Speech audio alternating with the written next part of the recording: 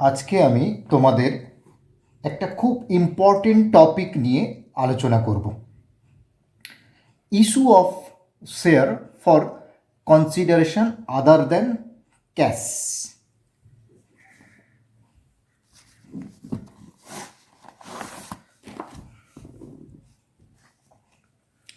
দেখো, প্রথমেই এই টপিক সম্পর্কে তোমাদের পুরো ক্লিয়ার হতে হবে। মানে issue of share for consideration other than cash, এই জিনিসটা কি তোমাদের ভালো করে জানতে হবে। দেখো, আমি সহজভাবে তোমাদেরকে বুঝিয়ে দিই, তারপরে আমি এই issue of share other than ক্যাশের আমি অ্যাকাউন্টিং এন্ট্রি এবং প্রবলেম উইথ সলিউশন তোমাদেরকে দেখাবো। দেখো, শেয়ার ক্রিয়েট করলে আমরা সবাই জানি যে শেয়ার যদি তৈরি করা হয়, কোম্পানি যদি তৈরি করে, কোম্পানির ক্যাপিটাল তৈরি হয়। মানে ক্যাপিটাল ক্রিয়েট হওয়ার পর কি হয়, কোম্পানির শেয়ার হোল্ডারদের কাছ থেকে প্রথমে কি করে, অ্যাপ্লিকেশানের টাকা চায়, মানে অ্যাপ্লিকেশান মানি কালেক্ট করে। ফার্স্ট কি করে কোম্পানি, এই যে শেয়ারটা ক্রিয়েট হওয়ার পর কোম্পানির শেয়ার হোল্ডারদের কাছ থেকে অ্যাপ্লিকেশানের টাকাগুলো নেওয়া হয়। ফার্স্ট কি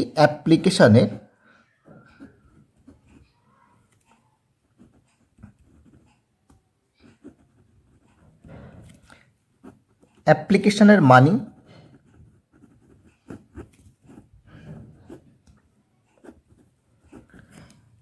অ্যাপ্লিকেশনের মানি কালেক্ট করা হয়। তারপর কি করা হয়,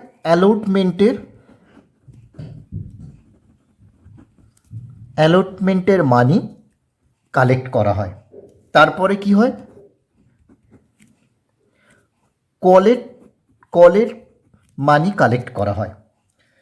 প্রশ্ন এখানেই যে এই অ্যাপ্লিকেশান, অ্যালটমেন্ট, কল এর যে মানিগুলো কালেক্ট করে কোম্পানি কি করে, মানে এই টাকাগুলো নিয়ে কোম্পানি কি করে কোম্পানি এই টাকাগুলো নিয়ে, কোম্পানি এই যে মানিগুলো কালেক্ট করে, এই মানি কালেক্টের যে টাকাগুলো আসে সেগুলো নিয়ে কোম্পানি কি করে গুডস পারচেস করতে পারে,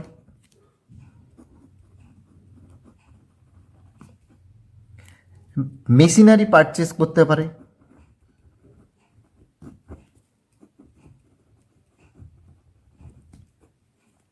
বিল্ডিং পারচেস করতে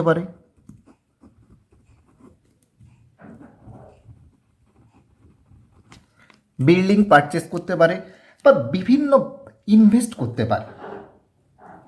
এবার দেখো, ধরো এই জিনিসগুলো মানে মেশিনারি, বিল্ডিং, ধরো কেউ দিতে রাজি হলো কোম্পানিকে। আরেকটু ক্লিয়ার করে বলি, দেখো, ধরো এই সব জিনিসগুলো, এই পারচেস, মেশিনারি, বিল্ডিং, এইগুলো ধরো তোমার একটা কোনো ফ্যাক্টরি বা কোম্পানি আছে। কি বললাম, তোমার একটা ফ্যাক্টরি বা কোম্পানি আছে। ধরো তুমি বিজনেসটাকে ক্যারি করতে চাইছো না আর, বা বিজনেসটা চালাতে চাইছো না, তাহলে তুমি কি করবে, তোমার যে বিজনেসের যে অ্যাসেটগুলো ছিল সেগুলোকে সেল করতে হবে।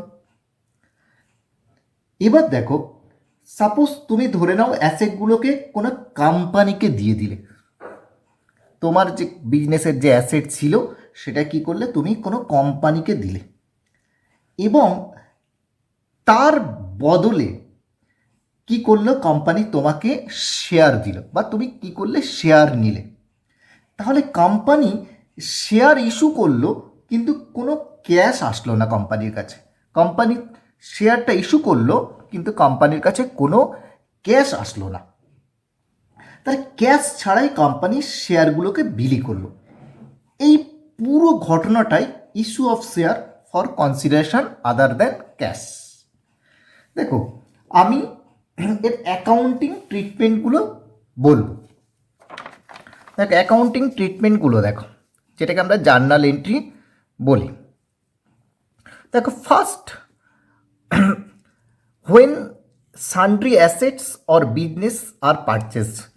ধরো কোনো একটা বিজনেস পারচেস করলো বা কিছু অ্যাসেট পারচেস করলো কোম্পানি, তাহলে দেখো sundry asset account debit. Sundry asset means এখানে যে অ্যাসেটগুলো কিনবে সেগুলোর নামগুলো লিখবে এখানে। আর কোন ভ্যালুতে? ফেয়ার ভ্যালু, মার্কেট ভ্যালু আর অ্যাগ্রিড ভ্যালু। মানে বুক ভ্যালু না, বুক ভ্যালু মার্কেট ভ্যালু যেটা, সেই ভ্যালুতেই অ্যাসেটগুলো আসবে আর কি। টু ভেন্ডার, টু ভেন্ডার মানে যে বিক্রি করে দিচ্ছে, যে বিক্রি করে দিচ্ছে সেটাকে কি বলা হয়? ভেন্ডার বলা হয়।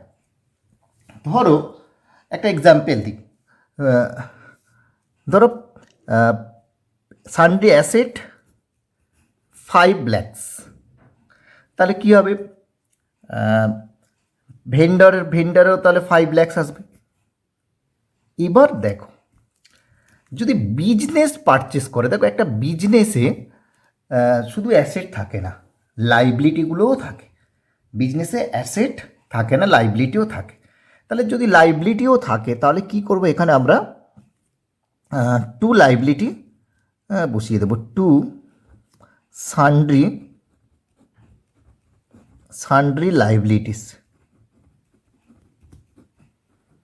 Sundry liabilities. ধরো বিজনেসের লাইবিলিটি 2 লাখ টাকা, এক্সাম্পল ধরো বিজনেসের লাইবিলিটি 2 লাখ টাকা, তাহলে অ্যাসেট হচ্ছে 5 lakhs, লাইবিলিটি হচ্ছে কত? 2 lakhs। তাহলে অ্যাকচুয়ালি নেট বিজনেস বা নেট অ্যাসেট হচ্ছে 5 lakhs minus 2 lakhs equal to 3 lakhs। তখন এখানে কি হবে? এখানটা হচ্ছে 3 lakhs হবে। এটা একটা কন্ডিশন। যদি অ্যাসেটস অ্যান্ড লাইবিলিটি বোথ দুটোই থাকে তাহলে কি করব আমরা? অ্যাসেট, আমি এক্সাম্পল দিলাম অ্যাসেট 5 lakhs, লাইবিলিটি 2 lakhs, তাহলে নেট বিজনেস বা নেট অ্যাসেট কত দাঁড়াচ্ছে? 3 lakhs। তাহলে এই 3 lakhs, এই 3 লাখ টাকাকে ভেন্ডরকে দিতে হবে, পেমেন্ট করতে হবে। এবার দেখো, ধরো 3 লাখ টাকার জায়গায়, এই 3 লাখ টাকা বাদ দিলাম আমি, ধরো 3 লাখ টাকার জায়গায় তোমাকে 4 লাখ টাকা পেমেন্ট করতে হচ্ছে, কোম্পানিকে 4 লাখ টাকা পেমেন্ট করতে হচ্ছে। তাহলে কি হবে এক্ষেত্রে? দেখো অ্যাসেট ছিল 5 lakhs, লাইবিলিটি 2 lakhs, তাহলে নেট বিজনেস বা নেট অ্যাসেট হচ্ছে 3 lakhs। তাহলে এখানে দেখো ডেবিটে 5 lakhs আর ক্রেডিটে হয়ে গেছে 6 lakhs। তাহলে তোমাকে কি হচ্ছে, মানে কোম্পানিকে বেশি টাকা দিতে হচ্ছে, পেমেন্ট করতে হচ্ছে কি বেশি। তাহলে কোম্পানিকে বেশি পেমেন্ট করতে হওয়ার জন্য, তাহলে এখানে দেখো 5 lakhs আর এখানে 6 lakhs, মানে ক্রেডিট বেশি হয়ে গেছে, ডেবিট কম হয়ে গেছে। তাহলে অ্যাকচুয়ালি কোম্পানি যে বিজনেসটা পারচেস করেছিল তার ভ্যালুর থেকে এক্সট্রা টাকা পেমেন্ট করেছে। তাহলে কেন পেমেন্ট করেছে? এক্সট্রা যে টাকাটা পেমেন্ট করেছে সেটাকে বলা হয় গুডউইল। তাহলে এখানে কী আছে? Goodwill account debit. তাহলে দেখো গুডউইল কত হবে? 1 লাখ, গুডউইল 1 লাখ। এবার দেখো ঠিক উল্টো যদি ঘটে, ধরো জাস্ট সান্ড্রি অ্যাসেট আছে 5 lakhs, তাহলে গুডউইল নেই, গুডউইল বাদ দিলাম, গুডউইলটাকে বাদ দিলাম। তার আর তোমাকে এখানে পেমেন্ট করতে হয়েছে ধরো 2 lakhs।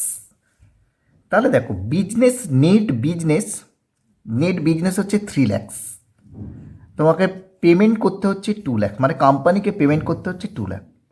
তাহলে দেখো 5 লাখ, 3 লাখ টাকার বিজনেস 2 লাখ টাকা দিতে হচ্ছে। তাহলে দেখো বিজনেসের যা ভ্যালু তার থেকে কম পেমেন্ট করতে হচ্ছে। তাহলে দেখো এখানে ডেবিটে 5 lakhs, ক্রেডিটে দেখো 4 lakhs, তাহলে ক্রেডিটে 1 লাখ টাকা কম আছে। তাহলে এই কম অ্যামাউন্টটাকে বলা হয় ক্যাপিটাল রিজার্ভ। তাহলে এখানে কি আসবে? To capital reserve. তাহলে এক্ষেত্রে দেখো গুডউইল আর ক্যাপিটাল রিজার্ভটাকে দেখো গুডউইল মানে কি? With excess of purchase consideration over net asset. Purchase consideration net অ্যাসেটের থেকে যদি বেশি হয় তাহলে গুডউইল, মানে বিজনেসের যে ভ্যালুটা তার থেকে যদি কোম্পানিকে বেশি পেমেন্ট করতে হয় ভেন্ডরকে, তাহলে তাকে বলা হয় গুডউইল। যে এক্সেস টাকাটা সেটাকে বলা হয় গুডউইল। এমসিকিউতে খুব ইম্পর্টেন্ট এমসিকিউ আসে বারবার। নেট অ্যাসেট মিন্স, দেখো, net asset means asset minus liability, এটাকে বলা হয় নেট অ্যাসেট, মানে বিজনেসের ভ্যালু। ক্যাপিটাল রিজার্ভের ক্ষেত্রে দেখো, ক্যাপিটাল রিজার্ভটা কি, তাহলে with excess of net asset over purchase consideration, মানে নেট অ্যাসেট মানে বিজনেসের যা ভ্যালু তার থেকে যদি কোম্পানি কম দামে কম ভ্যালুতে পারচেস করে, তাহলে সেটা সেই যতটুকু কম সেটাই হচ্ছে ক্যাপিটাল রিজার্ভ। তাহলে গুডউইল হলে কোম্পানিকে বেশি পেমেন্ট করতে হচ্ছে, আর ক্যাপিটাল রিজার্ভ হলে কোম্পানিকে কম পেমেন্ট করতে হচ্ছে। তাহলে এটা হচ্ছে গুডউইল ক্যাপিটাল রিজার্ভ। এমসিকিউতেও এটা আসে বেশিরভাগ সময়, দেখবে। নেক্সট দেখো, ধরো কোম্পানি যে অ্যাসেটগুলো টেকেন ওভার করলো বা পারচেস করলো, তার বিনিময়ে কিছু টাকা পেমেন্ট করলো। If part payment made by cash or bank, মানে ক্যাশে দিল বা চেকে দিল, তাহলে কি ভেন্ডরকে দেওয়া হচ্ছে কিছু ক্যাশ, তাহলে কি আর vendor account debit to cash or bank account. Next, তাহলে ব্যালেন্স যে টাকাটা আছে, ব্যালেন্স যে টাকাটা আছে সেটাকে কি হবে, শেয়ার দিয়ে পেমেন্ট করতে হবে। তাহলে কে পাবে, ভেন্ডর পাবে। তাহলে দেখো, vendor account debit to share capital. এবার দেখো, এই যে শেয়ারটার দেওয়া হচ্ছে তার যদি ভ্যালু ফেস ভ্যালু থেকে বেশি দামে দেওয়া হয়, তাহলে কি আসবে, সিকিউরিটিস প্রিমিয়াম আসবে। তাহলে কি হবে, ভেন্ডর যে ব্যালেন্স অ্যামাউন্টটা পায় সেটাকে ক্যাশ না দিয়ে কি দেওয়া হচ্ছে, শেয়ার দেওয়া হচ্ছে। যদি শেয়ারের ভ্যালু বুক ভ্যালু থেকে বেশি দেওয়া হয়, তাহলে তাকে বলে সিকিউরিটিস প্রিমিয়াম রিজার্ভ। এবার দেখো, নাম্বার অফ শেয়ার্স কী করে বার করতে হয়। দেখো, number of shares equal to amount due to vendor, vendor কত টাকা পায়, আর ইস্যু প্রাইস অফ শেয়ার্স। কোনো শেয়ারস 100 হতে পারে, কোনো শেয়ার 110 হতে পারে, প্রিমিয়ামে হলে বেশি হবে। তাহলে এইটা দিয়ে ডিভাইড করলে নাম্বার অফ শেয়ার্স পাওয়া যাবে। তাহলে তিনটে ম্যাক্সিমাম জার্নাল এন্ট্রি হতে পারে, ম্যাক্সিমাম তিনটে জার্নাল এন্ট্রি হতে পারে। কি হতে পারে, sundry assets account debit to vendor account একটা হতে পারে, আর আরেকটা হতে পারে কি, sundry asset account debit to vendor to sundry liabilities, এটা একটা হতে পারে। আর হতে পারে কি, হয় গুডউইল আসতে পারে, নাহলে ক্যাপিটাল রিজার্ভ আসতে পারে। সেকেন্ড, পার্ট পেমেন্ট, কিছুটা যদি ক্যাশে পেমেন্ট করে তাহলে আরেকটা এন্ট্রি আসবে, আর না হলে 3 নাম্বার এন্ট্রিটা আসবে। তাহলে 1 আর 3-এর এন্ট্রিটা সবসময় আসবে। দেখো, এই হলো তিনটে জার্নাল এন্ট্রি, খুব ইজি জিনিস। দেখো তোমাদের আমি একটা এক্সাম্পল তোমাদের দেখাই। 2017-এ এসেছিল যে প্রবলেমটা, সেটাকে দেখো। 2017-এ যে এসেছিল যে প্রবলেমটা, এটা হচ্ছে আমার নিজস্ব বই, প্রবলেম নাম্বার 49-এ আছে। দেখো, Getwell limited purchased A machine for ₹1,10,000 for impex limited. তাহলে দেখো, গেটওয়েল লিমিটেড একটা মেশিন পারচেস করছে ইমপেক্স লিমিট, তার মানে ভেন্ডর হচ্ছে কি impex limited. The purchase price of the machine was paid off by issuing equity share of 10 each at a premium of 10%. দেখো, Getwell limited 1,10,000 টাকার পারচেস করেছে machine. এই পারচেসের বিনিময়ে কি করেছে, ইকুইটি শেয়ার দিয়েছে, 10 টাকা দামের ইকুইটি শেয়ার 10% প্রিমিয়ামে দিয়েছে। তাহলে 10% প্রিমিয়াম মিন্স 10 টাকার 10% মানে 1 রুপিস 1, তাহলে 11 টাকা ইস্যু প্রাইস, মানে 10 টাকার শেয়ার 1 টাকা প্রিমিয়াম মানে 11 টাকা করে দিয়েছে। Find the number of equity shares issued, কতটা ইকুইটি শেয়ার ইস্যু করতে হবে হয়েছে। Pass the necessary journal entries in the books of Getwell limited. দেখো, এই সলিউশনটা আমি দেখাচ্ছি। দেখো দেখো দেখো, in the books of gateway limited journal, debit credit জানোই তোমরা। তাহলে ফার্স্ট কি করেছিল, মেশিন পারচেস করেছিল। তাহলে সানড্রি অ্যাসেটের জায়গায় এখানে কী আসবে, মেশিন আসবে। Machine account debit to vendor account, এখানে ভেন্ডর মিন্স ইমপেক্স লিমিটেড। দেখো 1,10,000 টাকায় মেশিনটা কেনা হয়েছিল। তাহলে কোম্পানির বইয়েতে কি, যেহেতু মেশিন কোম্পানির কাছে আসছে, অ্যাসেটস কামস ইন ডেবিট, তাহলে অ্যাসেট অ্যাকাউন্ট ডেবিট মানে machine account debit two impex limited 1,10,000 টাকা। এই টাকাটার কি করেছিল কোম্পানি, ক্যাশ না দিয়ে কোম্পানি কি করেছে, শেয়ার দিয়েছে। ভেন্ডরকে কি দিয়েছে, শেয়ার দিয়েছে। দেখো কত টাকা শেয়ার দিয়েছিল, 10 টাকা শেয়ার 10% প্রিমিয়ামে দিয়েছিল। দেখো number of share two be issued, তাহলে অ্যামাউন্ট ডিউ টু ভেন্ডর, তাহলে ভেন্ডর পুরো 1,10,000 টাকাই পাবে। Issue price of shares, issue price of shares হচ্ছে 11 টাকা, 11 কেন, 10% প্রিমিয়াম ইকুয়াল টু 10। দেখো 10 টাকা প্লাস 10 টাকা 10% সমান সমান 11 টাকা হয়। তাহলে দেখো 1,10,000 ডিভাইড বাই 11 ইকুয়াল টু 10,000, মানে 10,000 শেয়ার ইস্যু করতে হবে কোম্পানিকে, 10,000 শেয়ার ইস্যু করতে হবে। দেখবে জার্নাল এন্ট্রি দেখো, দেখো ইমপেক্স লিমিটেড পাচ্ছে শেয়ারটা, তাহলে Impex limited debit to equity share capital to securities premium. দেখো ইকুইটি শেয়ার ক্যাপিটাল, তাহলে নাম্বার অফ শেয়ার 10,000, 10,000 ইন্টু 10। এখানে দেখো সিকিউরিটিস প্রিমিয়াম 1 টাকা করে প্রিমিয়াম ছিল, 10,000 ইন্টু রুপি 1 ইকুয়াল টু 10, তাহলে টোটাল হচ্ছে 1,10,000। তাহলে দেখো এই অঙ্কের ক্ষেত্রে এটা 2017 এসেছিলো, খুব একটা ইজি প্রবলেম, আমি সেটা দিয়ে বুঝিয়ে দিলাম। আর নেক্সট ভিডিওতে আমি আমার বই থেকে আরও কিছু প্রবলেম আমি তোমাদেরকে সলিউশন করে দেখাবো। ভিডিওটা ভালো লাগলে অবশ্যই তোমরা সবাইকে শেয়ার করার জন্য বলবে এবং লাইক করে দেবে।